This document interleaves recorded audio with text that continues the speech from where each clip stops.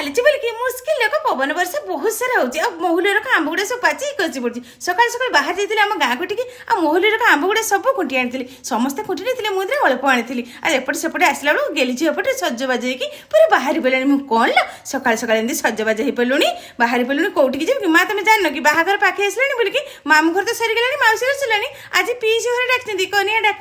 ମୁଁ କହିଲି ଗେଲିଝିଅ ଯାହା ହଉ ତ ଭଉଣୀ ତ ବାହା ହେଉଛି, ତୁ କିନ୍ତୁ ଖାଇବାର ମୁସ୍କିଲ ମଜା ନେଉଛି। ମା ତମେ ଜାଣିନ କି ଗେଲିଝିଅ ତମର କେତେ ଫୁଲେଇ ଝିଅଟା? ଆଉ ଗେଲିଝିଅ କହୁଥିଲା ମା ମତେ ଟିକେ ଆଜି ତମେ କାକା କହିଥିଲେ ମୁଁ ଆଜି କେମିତି ଦୁସୁଛି। ବଦମାସ ଟିକେ ଗେଲିଝିଅରେ ଆରମ୍ଭ ହେଇଥିଲା। ମୁଁ ଦେଖିବୁ ମାରିବୁ, କୋଉଟାରେ ଯାଉଛ କିଲୋ ଦୁଇ ଭଉଣୀ? ନା ଆମେ ସାଇକେଲରେ ଯାଉଛେ। ମାନେ ବାଟରେ ଶୋଷ ଲାଗିବ, ଫ୍ରିଜରେ ଥଣ୍ଡା ପାଣିଟା ଦେଇଛି, ଗଲାବେଳେ 2 ଘଟି ଲେଖା ପିଇଦବ।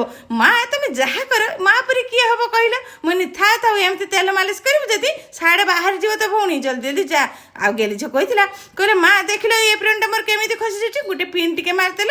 ମୁଁ କହିଲି ତୋର ଏଇ ଅଭଡ଼ା ଦେଇକି ବଦମାସିଟା ମା ମୁଣ୍ଡ ଟିକେ ଏଇ ଗୋଡ଼ଟା ଦେଇଦେବୁ, ଖରାରେ ଟିକେ ବାଜିବନି। ଟାଟା କରି ଗେଲିଝିଅକୁ ସେପଟେ ବାହାର କଲା ବେଳକୁ ଏପଟେ ଗେଲିଆପା ଆସିକି ଶାଗ ନେଇକି ନେଉଟେ ଶାଗ ଫ୍ରେଶ୍ ଫ୍ରେଶ୍ ଶାଗ ନେଇକି ଆସିକି ପହଞ୍ଚିଗଲେଣି। କହୁଥିଲେ ବୁଝିଲ ଘରମଣି ଆଜି ମୋତେ ପଖାଳ ଖାଇବା ପାଇଁ ଭାରି ଇଚ୍ଛା ହେଲାଣି। ଏଇ ଯଦି ନଉଟିଆ ଶାଗ ସହିତ ଭାକୁର ମାଛ ଭଜାଟି ଟିକେ କରିଥାନ୍ତେ ଭାରି ଭଲ ଲାଗନ୍ତା। ମୁଁ କହୁଥିଲି ରଖ ମା ତମ ଭାକୁର ମାଛ, ଆଜି ଗୁରୁବାର କିଛି ଭାକୁର ମାଛ ନାହିଁ। ଯଦି ଭାକୁର ମାଛରେ କରିବନି ଘର ମାନେ ତାହେଲେ ମୋ ପାଇଁ ବଡ଼ିଚୁରା ବାଇଗଣଟା ଟିକେ କରିଦେବ। ମୁଁ ଏଇଟା ଗୋଟେ କଥା, ଆଲେ ଆଲେ ମୋ ସ୍ୱାମୀକି ଏମିତି ଖାଇବା ପାଇଁ ମନେ ହେଇଛି, ମୁଁ କେମିତି ନ କରିବି ମ?